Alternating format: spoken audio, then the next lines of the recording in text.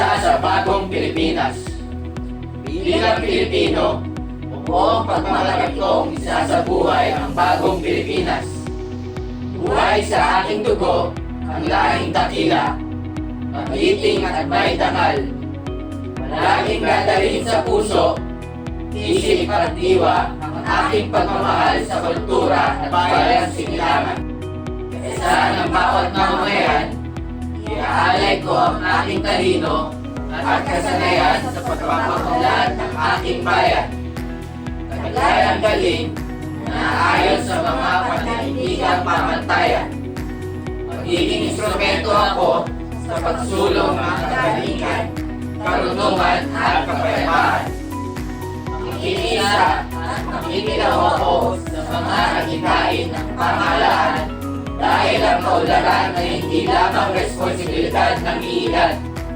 Isusulong at pangangalagaan ko ang karangalan, karayaan at interes ng aming bayang minamahal. Bilang Pilipino na may pagmamahal, pakialam at malasakit, hindi makasarili, kundi para sa mas nakararami.